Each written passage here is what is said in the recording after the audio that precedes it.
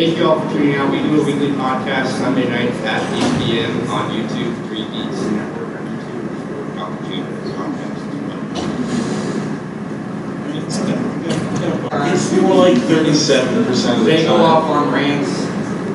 Well, I mean, it's called Sports Nerds, so we're allowed to be nerds during the podcast. So That's true. And they have a show called Animaniacs, which is a funny story. They did an episode, and this one guy cussed them out, called him all these horrible things. And then 2 weeks later, he sent a message like, "I love your guys' stuff. This is fantastic." yeah, They won him over. You've heard him. He was a fan. one at a time, you will all be one of us. Is this more of a question of like who you think is more heroic, or is this like just kind of? Like, what do you prefer to read? I prefer Batman. Yeah, I prefer the more ground level guys. Punisher, Batman, Daredevil. I guess Daredevil is super hard, but yeah, I prefer the more relatable heroes. I want to say Batman is just a guy puts his $1 billion pants on one leg at a time, just like me, and I find that more interesting every now and again. The Hulk has definitely got superpowers. Well, I mean, the gamma radiation, how he got the powers is pretty, regular. You can find gamma radiation anywhere. But, after the fact, when you gain, like 400 pounds of mass and then turn into a gigantic hulking monster, I think that puts you out of the class of regular people. This does kind of bring Thor into a weird situation, right? I mean, is he superpowered or just alien? I think we'd have to set our parameters that superpowered as compared to the average human being. Well, then he's not superpowered. But then when he's throwing lightning around, then he can. There's this thing called identities they were created a while back.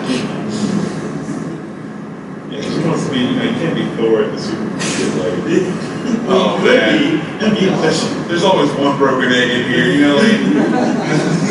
He would just be on the coffee. If he was checking like milk jugs, he'd be like, "Nope, expired another." No, we're looking like that. Has anyone heard of a lame superpower out there yet? Any other lame superpowers? Or lame everyday? Yeah.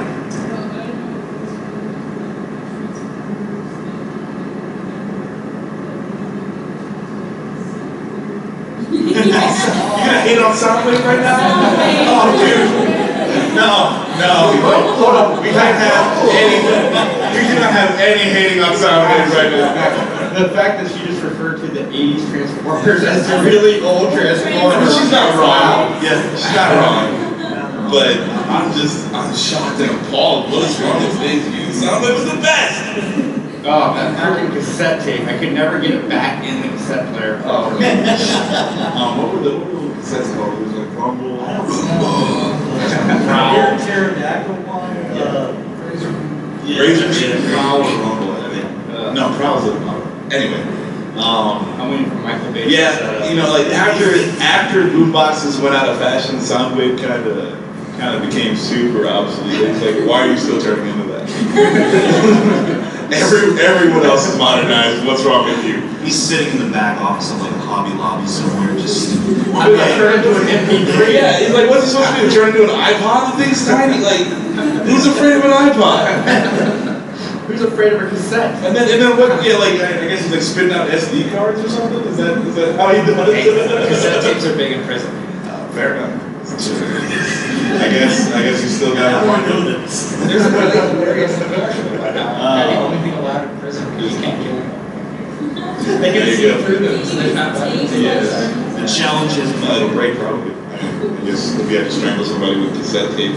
you bring up a good point though about like certain powers, like say the transforming powers. If there's only one thing you can transform into, for example, a boombox or a cassette player, it's like, is the power really worth it? Like some people pointed out, if it's something like obviously like at least Beast Boy, he can transform into the whole menagerie. He's got the whole animal kingdom at his disposal.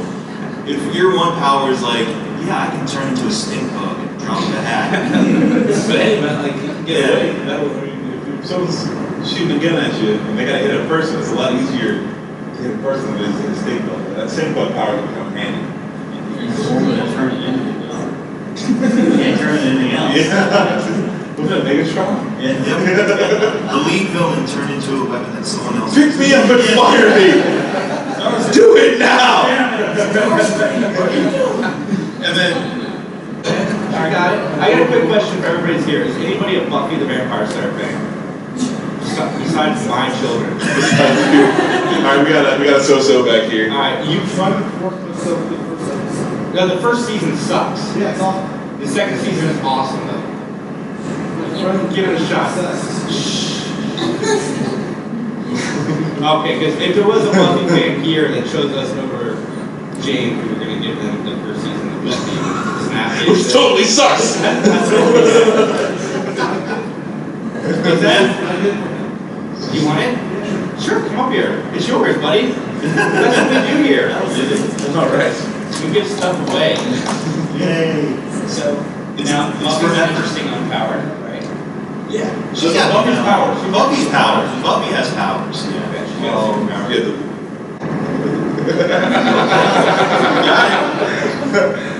well, now you have to facilitate the microphone. No, it's on. Hello? You have to pass it around. All right.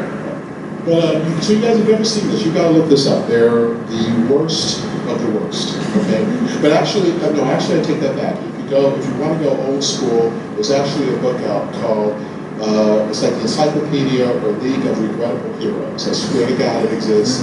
And I have heard about this. Yes. Yeah, and it's got everyone. One of the best is this way. Keep in mind, this is the 1930s, 1940s. They had a superhero whose name was Dr. Hormone. Yes. Yes. And as he sounds, his ability was to manipulate hormones. You know, he would inject people. He would turn like people into like flying creatures and have them like. And that was his power. Dr. Hormone. Yeah, that was a pretty good game, Dr. Hormone. You get to, and he's making these people fight crime? I'm sure. From From the 40s, right? That's it. Yes. Fact check. They had Madame Fatal, who was the first cross-dressing superhero. It was an old man who dressed up as an old lady and fought crime that way. That's like, What's the hero's name again? Madame Fatal. Is it Fatale? Or Fatale. That's probably how they did it. Yeah. I know Madame Fatale's going to have some flash. So he was already a geriatric. Yeah. Any other abilities outside of just a quick wardrobe? Nope, that's it. Well, the fact is, of course, is that they figured out, they thought as an old lady, he'd be an easy target. And of course, he was stronger than that, so he could fight when he had a cane, but that was about it. So, Yeah, no. if you had like a lead-lined person just carry bricks around. Now I gotta find a picture. Batman v Superman, let's talk about it. It's the elephant in the room, it's a conversation. Yeah, and then, like, they don't do that great a job in putting Batman, like, I don't feel like... I like the movie up till the Martha moment, when they high five, and then for some reason they decided, let's kill Superman in 5 minutes and have this storyline. And spoilers, by the way. Yeah, but they build Sorry. they build If it anybody together. cares. It's quite humorous. But no, like, you have the scene where it's like they do a good job in like the Batmobile chase scene where he's like tearing up Gotham and kills like 7 dudes and then bounces off of Superman like it was a toy car. I thought that was pretty cool. But then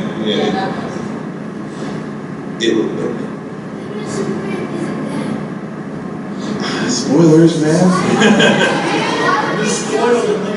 I don't know why. I'm sorry, but we apologize for our young friend here if you haven't seen Batman versus Superman. But Superman dies at the end of it.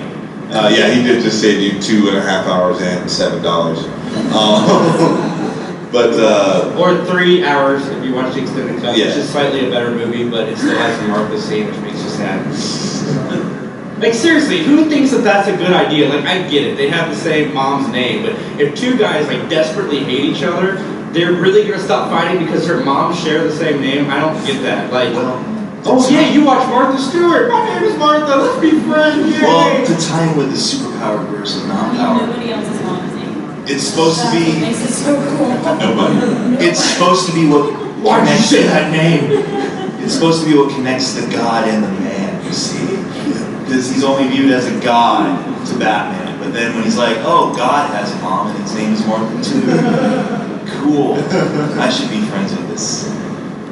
Good question, man. You got it right, basically. Like, it wasn't that they had the same name, it was more people view Superman like the god.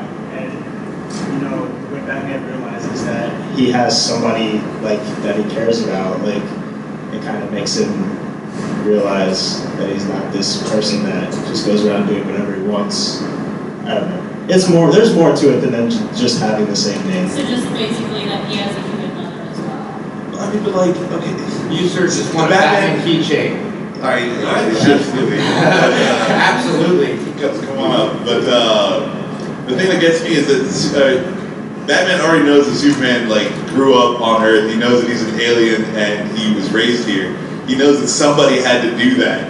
I don't see why, like at that moment, is where it all clicks for him. Like Does he know that? yes, he knows. He's been doing his work. I mean, how do you find out about the kryptonite without knowing like anything about him? I mean, he's done some research. He is the Batman, and it's like, I don't know. I just thought that was weak sauce. It's a nice like addition because really up until the movie came out, I had no idea. I never even put two and two together that both their names were Martha. So it's like a funny little thing, but it's just weak sauce. Like, I mean, Batman has all this crazy information in his computer about everyone, and then they also made it seem like he was figuring out the other Justice League members for the first time. When he should have known them. Well, in the band, like, hey, look, there's this guy with water powers, and then like he's just now figuring it out. That can't be true. He's got like the crazy, you know, I can see every cell phone thing.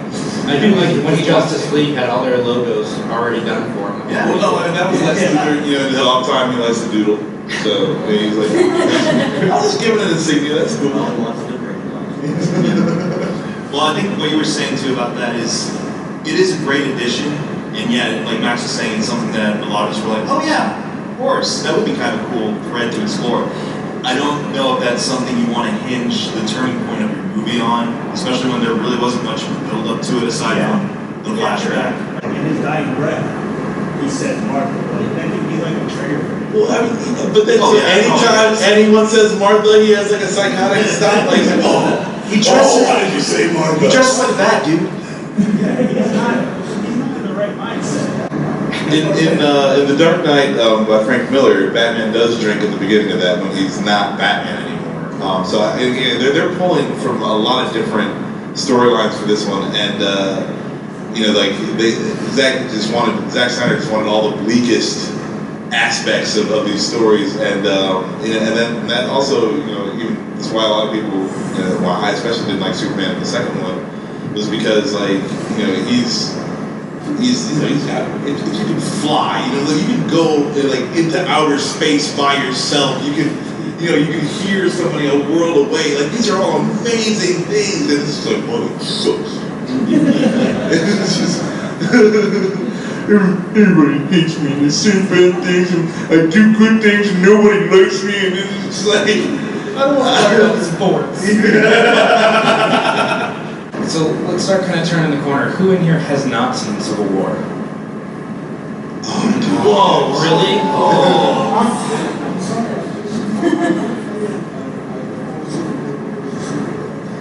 no, that's fair. That's fair. Who else hadn't seen it? Just haven't gotten around to it? Or?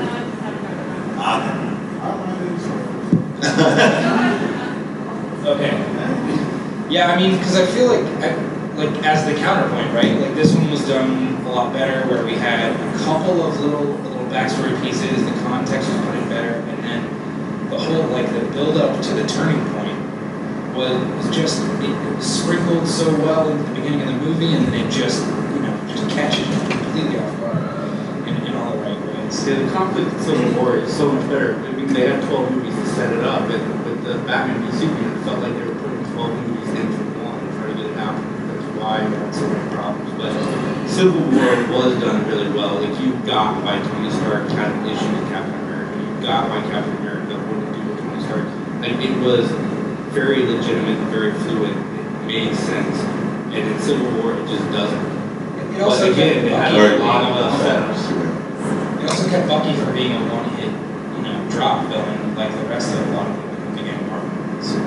Yeah, I think Marvel's got a problem with that too. With the, it's like, it seems like it's like, okay, now I'm crazy and now I have a super suit and I'm gonna do whatever. Like, that's pretty much the basic Marvel villain.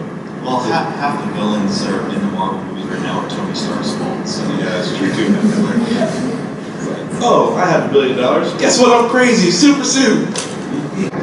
But again, in defense of this everyday hero, it ties into the villain as well, because I will argue that Zemo is the most effective Marvel movie villain yet, because he actually got what he wanted in the end. Yeah, he won.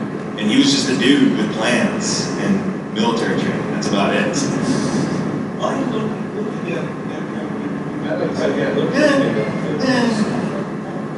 Yeah, I mean, he got smashed repeatedly. maybe that is what you want.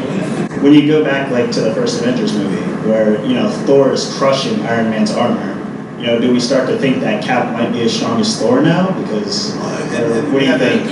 What are your thoughts on that? We have that weird moment where Thor and Iron Man are fighting and Cap comes in and he brings on the shield.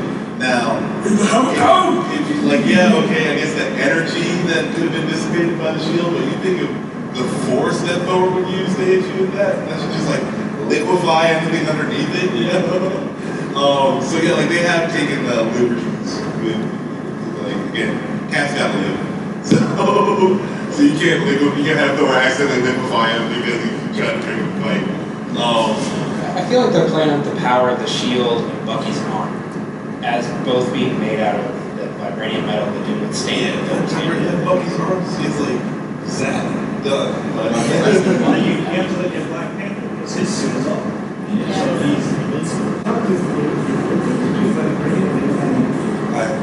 One is owned by Fox and one is owned by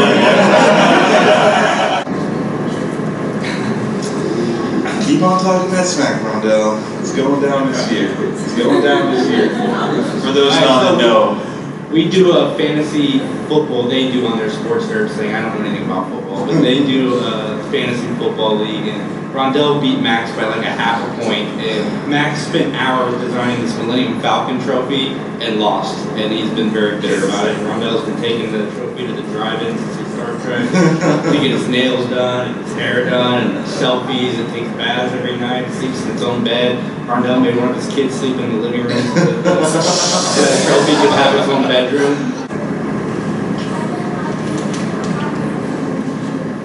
I mean, hey man, if you want to make a team and knuckle up, then that's your business. We handle this on the fantasy football screen. We don't. I can't engage you right now. I think we've exhausted our topic, but let's spend the next 5 minutes. Let's discuss the amazing, probably the best superhero movie of the year, in my opinion, Deadpool. I love that film.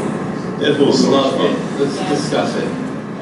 I like Deadpool because he's a zany character who really allows for anything to happen. They had a field day with the marketing, and I loved it too because they gave you more and more stuff without showing you the movie. And that's, I think, anymore is so hard to do, and that's so appreciated because you don't, coming out of the trailer, all you know is that there's a badass scene on a bridge, and that's pretty much it. Yeah, it was the same trailer, just cut into 30 seconds, 15 seconds, 60 seconds, and 2 minutes, but it was the exact same footage. And all the trailer footage is over the first 10 minutes of the movie. It's just great. Deadpool was actually a movie they thought would fail because of the rating and the comic itself, and it ended up blowing their minds with how much it actually spiked. Oh yeah, they totally underestimated our response to an awesome Deadpool movie. What really gets me excited too is now that we're gonna get a rated R Wolverine movie, and I'm hoping that they're gonna, because I think putting Wolverine in a movie and having him not go into Berserker Rage is like the biggest tease of all time. It's not cool, and they did it to us like 8 movies in a row. That's like making a PG Punisher movie. Yeah, like why would you do it? It's like making a whole movie where you just watch David Baker and stuff. I don't know. It depends on the science system. Like you may get Neil deGrasse Tyson in there. Yeah, but Neil deGrasse Tyson for the next home. I think Ending 2 would make a great home.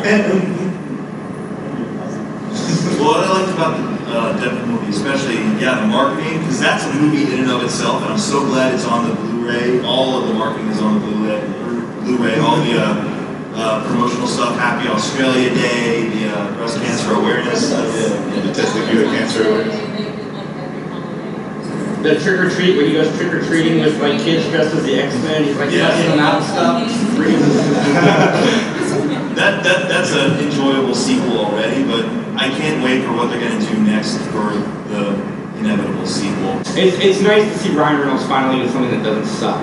You know, like how often does that happen? Like he played Deadpool in Wolverine Origins, and that movie was horrible. Like it doesn't happen where they get. Because we all, then he gets another screaming that Ryan Reynolds should play Deadpool, and we finally got to see him get a second shot.